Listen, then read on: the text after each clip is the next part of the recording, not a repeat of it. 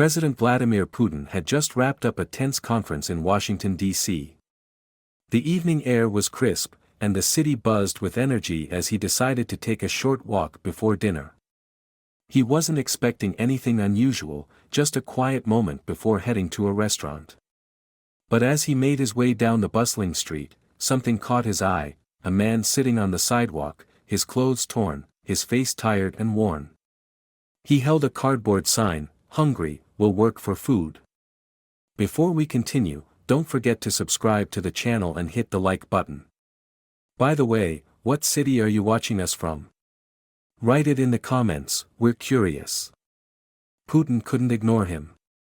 In the middle of all the noise and hurried footsteps, this man stood out. Putin stopped in his tracks, studied the man, and felt something stir within him. There was an undeniable connection, a pull to understand. The man was alone, in pain, but something about him felt familiar. Ignoring the busy world around him, Putin approached. The man looked up, and for a moment, their eyes locked. The man's face softened with recognition. "You're President Putin," he said. Putin, intrigued, nodded. Without hesitation, he asked the simple question that would change everything: "Why are you out here, sitting on the streets and asking for money?" The man took a deep breath, his voice steady but filled with the weight of years gone by. "I used to live in Russia," he began. "I studied there, got married, and was recruited into the army. I served for a few years, stationed alongside soldiers from all over the world. It was there, during my time in service, that I met someone important." Putin's interest peaked. He listened intently as the man continued. "I was sent to war, like many others. It was in that place, in those hellish years, that I saw you. We were stationed in the same unit. You were just a young soldier, like me, but there was something about you, something that made you stand out, even then." Putin's mind began to flash back to those times, the faces of countless men he served with. But it was difficult to remember this one man's face among so many. Yet, there was a pull, a feeling that this story held more significance than just the words. The man's story grew more sorrowful. "After my service ended, I had to return to America. My time in Russia was up, and my papers expired.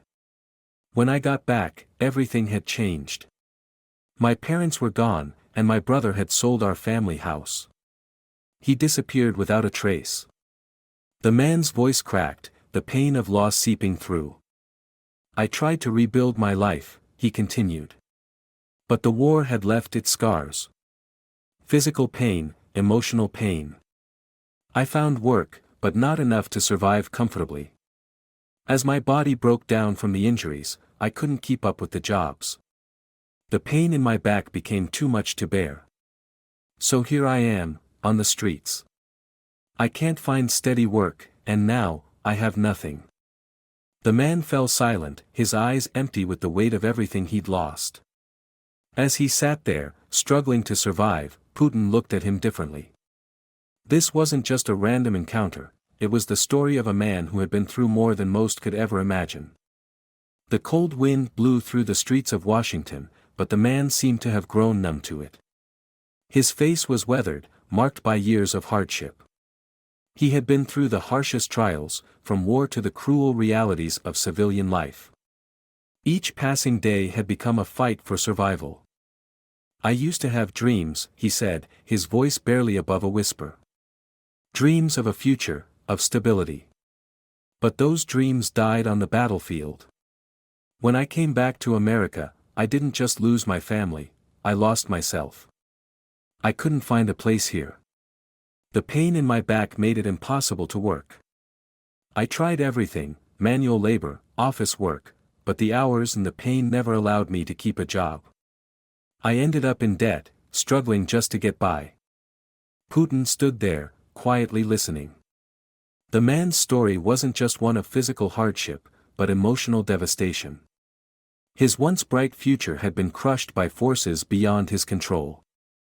A man who had served his country with honor, who had sacrificed so much, now found himself forgotten, ignored by the very society he had sworn to protect.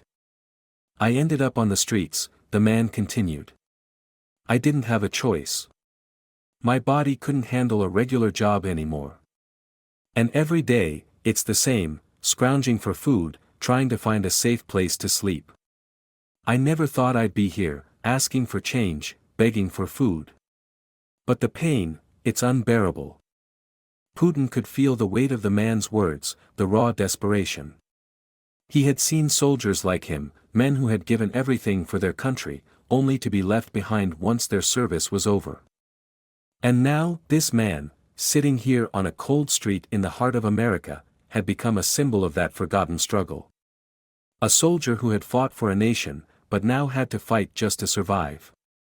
As the man's words hung in the air, Putin's thoughts raced. He had witnessed hardship before, but this was different. The man before him wasn't just a casualty of war, he was a victim of the system, a product of broken promises. And Putin, for the first time in a long while, felt compelled to do something about it.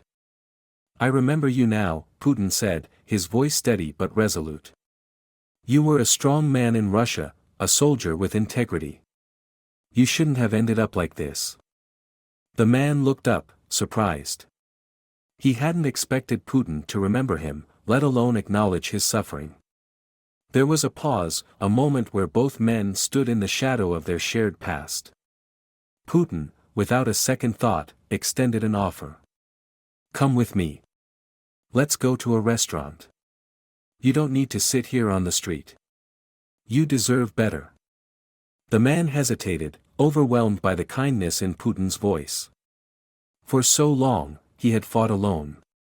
Now, there was a lifeline, an unexpected gesture that offered more than just food, it offered dignity. Putin placed a hand on the man's shoulder, guiding him toward the restaurant.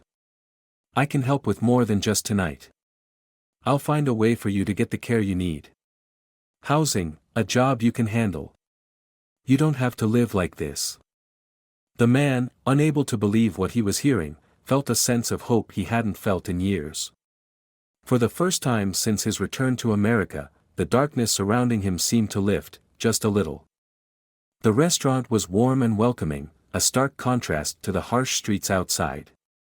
As they sat down, the man's hands trembled slightly, not from the cold, but from the overwhelming reality of the moment. Putin's offer wasn't just about getting a meal, it was a chance for a fresh start, a glimmer of a future he had long given up on. Why are you doing this? The man asked quietly, his voice filled with disbelief. Putin looked at him, his expression unwavering. Because no one should be forgotten. You served, and you gave everything. Now it's time for others to help you. They ate, not just to satisfy their hunger, but to break through the silence that had gripped both of their lives. As the evening went on, Putin outlined a plan for the man. Housing. Medical care for his back. A job that would fit his needs, something less physically demanding, but meaningful. It wasn't just about money or resources. It was about restoring dignity, about giving someone a chance to rise again. The man's eyes glistened, a mix of gratitude and disbelief. I can't believe this is happening. Putin smiled. Everyone deserves a second chance. As they finished their meal, the restaurant now felt like the beginning of something new, a fresh chapter in a life that had been derailed by circumstances beyond control. It wasn't just the end of hunger for the night, it was the start of something greater, a new beginning. In that moment, the man realized that sometimes, the hardest battles aren't fought alone. And for the first time in years, he felt like he had someone fighting with him. Don't forget to subscribe to our channel and like this video to show your support.